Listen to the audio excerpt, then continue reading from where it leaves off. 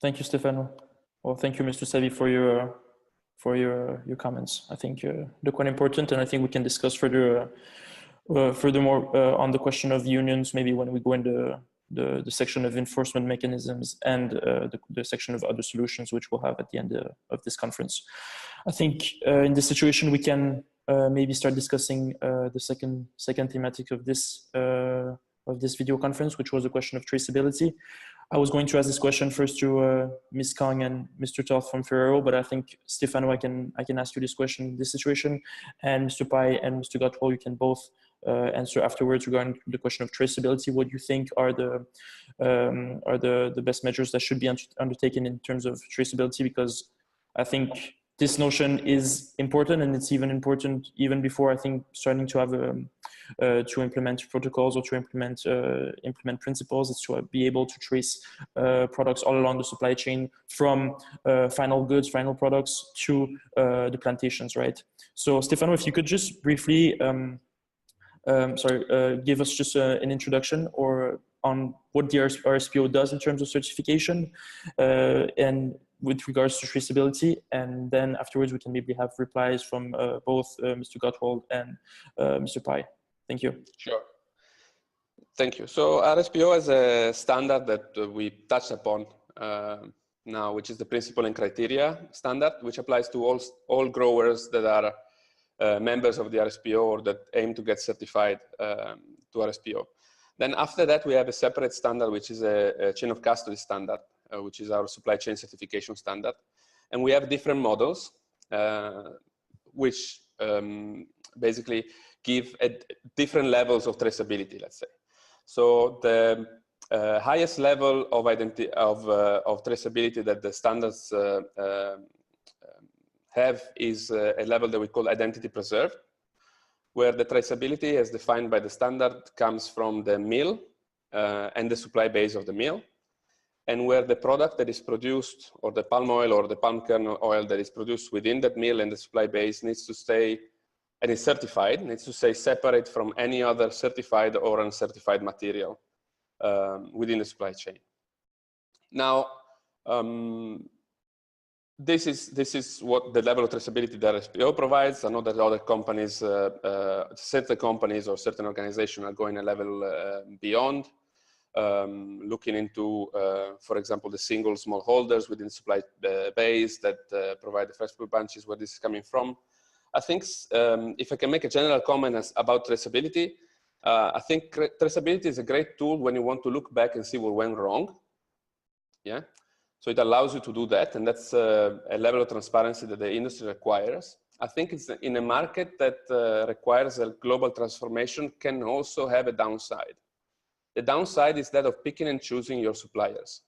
And this is something that certain companies can allow themselves to do when they can pay a certain premium for the traceability. So for example, let's say you want to source palm oil that has not killed any orangutan. You make sure that it comes from Papua New Guinea, right? If you do that, you do it. A few companies can do that, okay, and tackle the issue that maybe a couple of the NGOs that are screaming loudly at their door can do. But the counter side of this is that we can leave the places where the issues are bigger and actually where there's more requirement to actually work on the ground to improve the standards, to improve the put in practice of the standards, to the mercy of the companies, for example, that are not requiring for the standards to come about. Yeah. So this is the downside of traceability as well, and maybe something that I'd like to see what others think in the panel as well. Thank you, Mr. Gottwald, Mr. Pai. If you want to reply, don't wait for my intervention. If you have any opinions or comments regarding traceability. Well, I do. Go ahead, Oliver. Go ahead. Yeah. Okay. I don't think it's the way to go. There are two reasons for this. The first is a question of scale. Now, the traceability and the certification is always based on, a particular plantation or a particular mill, and it looks at the management problems within that unit. But the sustainability problems are, you know, on a different scale, i.e. the regional scale, the scale of expansion. So you can, you can trace your palm oil to a particular place, which is follows the RSPO criteria, but this doesn't have any effect on the overall problem, because you know, the expansion is taking place. So it doesn't actually affect that at all. The other problem is that it's basically a self-governing tool by business. Yeah. So this gives the power of sort of improving, managing it, etc., to the, you know, to the board of the corporation, to the management, and not to, for example, to labor. Yeah. So it's actually cementing this a new kind of political structure where companies self-govern themselves, and where civil society is kind of helping them to do this, rather than pushing for you know, changes of regulation, of laws, etc., etc. So I don't think it's really a very useful tool at all. Okay, thank you for your comment.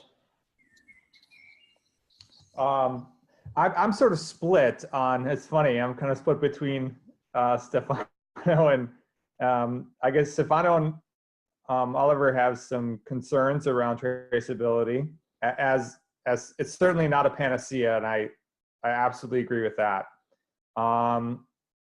But I do think, I guess this is where I wear my hat as an NGO, as a campaigner.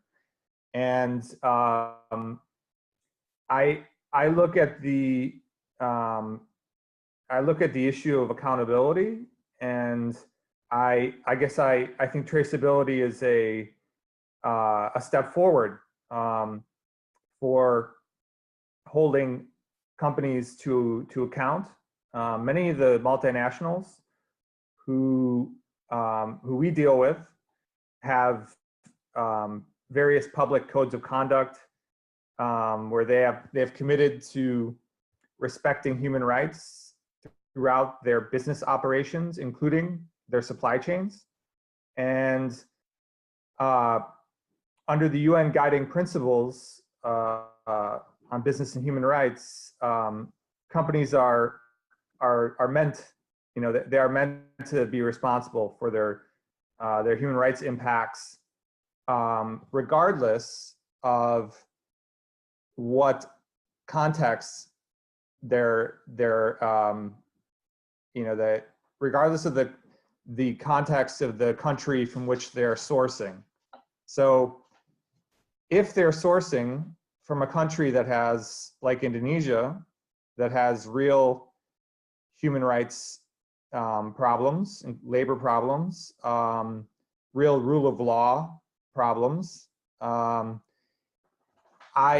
like the fact that traceability is a way to, I guess it cuts both ways. It doesn't let the company off the hook, and I think that's good, because I don't know how long it's going to be before in Indonesia the labor movement is strong enough, or the government is capable enough, there's the political will to properly enforce the labor laws. And I wouldn't want to wait for that to happen.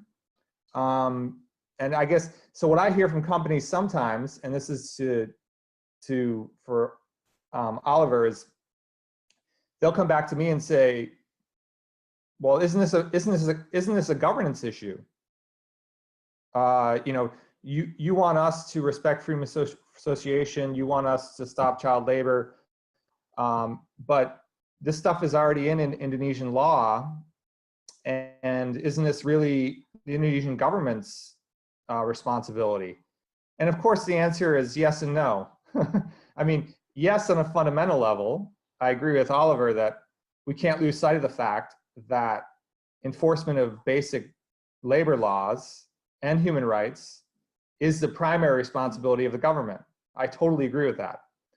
But when I'm dealing with a multinational that has the resources and frankly the technology now to trace its supply chain, then I expect them to do it, particularly if they have a shiny policy that says we respect human rights.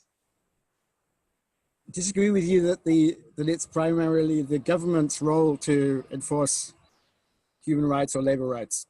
I mean, in a lot of countries, you know, they're basically living under a dictatorship. Yeah? So in Thailand, you can't really say, okay, the military dictatorship, that's their job to protect labor rights. It's not gonna, so let's not be naive here. And if you look at the state in Indonesia, it's basically in the pocket of these corporations that we're talking about. And so what's going on is actually they say, oh, we can't, you know, it's not our job because it's the government, they should be doing this, and you know, we're all for it. And then, you know, in the back rooms, they're meeting up with their friends in the government and making sure that you know, labor laws are being actually changed to the disadvantage of labor unions in recent times in Indonesia. So after the big the general strikes in 2012-13, they've actually implemented you know, policies which make it harder for labor to organize. So they're not particularly our friend, but this is exactly the game that they're playing. So on the one hand, you've got a government which is basically enforcing, you know, a very capital-friendly kind of regime. Yeah. And on the other hand, they're saying, well, let's you know, self-govern ourselves via the RSPO, and we're doing the best we can. Yeah. But you know, if you look at whenever there's a real conflict, I mean, one of the best example is Muslim Mas, which is a member of your the Palm Oil Innovation Group, right? They smashed the union. They smashed a free union. They laid off the workers. The workers had to leave their homes at Christmas. Some of them were jailed. What did the RSPO say? None of our business, because this is Indonesian law. We can't, you know, we're not the police force. Yeah, and I think this is exactly the system that's being used. I'm sure Stefano will disagree with me. No, I don't disagree. I'd like to ask you, what do you think is the solution from your point of view? What do you think we can start doing tomorrow to make things better? Because I know I'm very aware. I mean, as we at SPO, we spend our work hours, 12 hours a day, sometimes longer than that, although not in as bad conditions than in palm oil plantation for what concerns me directly on dealing with criticism.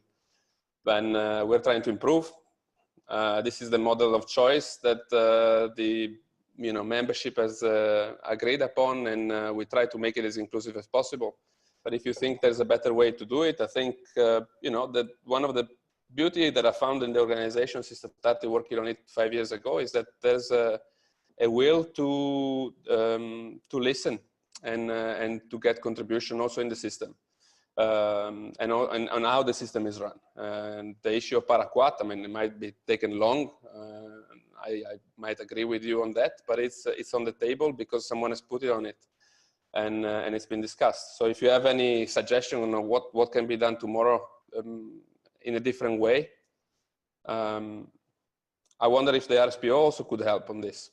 Finish the question of traceability, then we can go to enforcement mechanism, transparency, and we'll finish with this, with the other solutions that I can provide that we can provide, because I'm sure that Mr. Pai and Mr. Gott will have a lot of ideas and a lot of propositions that maybe the RSPO can take in consideration and that corporations can take in consideration.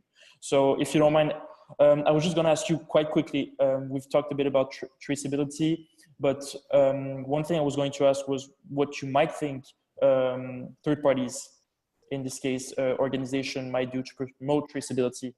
Let me give you an example from a different context. We also work in the promoting labor rights in the global apparel industry. And for many years,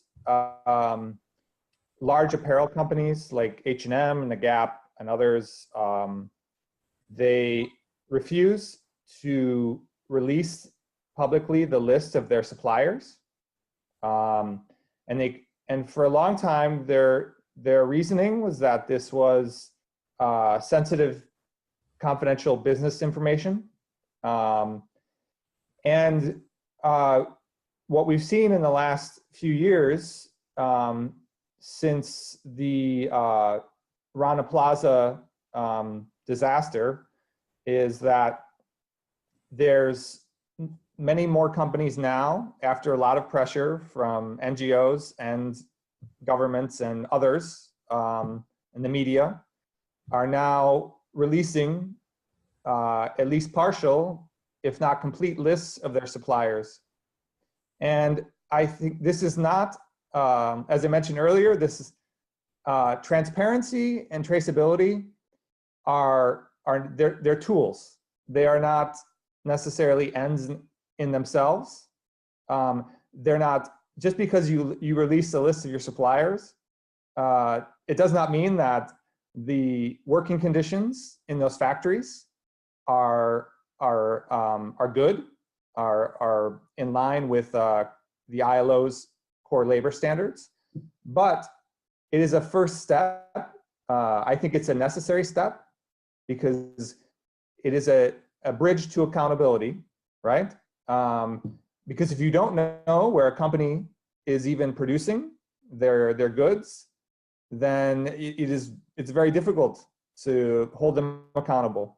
But it's not, as Oliver has mentioned, this is not going to magically fix the problem here. And I do agree with Oliver that one of the necessary solutions that I hope we will discuss is how labor can have a bigger voice in the factories and on the plantations, because I think this is a structural issue. We need labor to have more power and a bigger voice, but we can talk about that later. Good, thank you. Mr. Pai, Mr. Savi, do you have any reply regarding this, or you think we should? I think it's a great point that that was brought up also on the link by Eric just now, on the link between traceability and transparency as well. Maybe an example that I would like to bring up that is linked to the RSPO is the fact that RSPO members are now the only example that I know of within the oil palm sector, but also within other sectors of industries that have made their concession boundaries transparent. So we have a system that is called GeoRSPO that is also linked to a system that many may know that is called Global Forest Watch, that is done by WRI, where the concession boundaries of RSPO members are visible and are layered with other data, for example, fire monitoring or deforestation monitoring. And I think it's important to also understand that this level of transparency has a cost, and it has the cost of seeing the issues. So also looking at the, for example, list of suppliers, it has the cost that people will see what the issues are. And we shouldn't fall into the very deep pit of thinking that other systems, because they're less transparent, that they are better. Yeah, and this is an issue that, for example, is touching the oil palm sector now, where I see, for example, buyers in Europe moving out of palm oil, even certified sustainable palm oil, because of the issues that have been raised both within the RSPO, by the RSPO system, and by NGOs that are working as watchdogs, and they're moving away from palm oil and moving into we don't know what. So when you ask the question is, what are you going to replace with this? Oh, we're going to replace this with commodities that will make sure do not cause deforestation, or will make sure do not cause labor rights abuses, will make sure do not cause human rights abuses. And this is very dangerous because there's no standard, there's no commitment, there's no time-bound plan to betterment. And I wonder where we're going to go if a larger sector, a part of the industry, makes this move, especially in countries that are the only countries that so far have a demand for sustainability, such as the Western countries, for example, in Europe and in the US. Thank you for your point. It's interesting. Mr. Gotwal, Mr. Pai, if you don't have any you don't have any comments regarding this or any additional comments.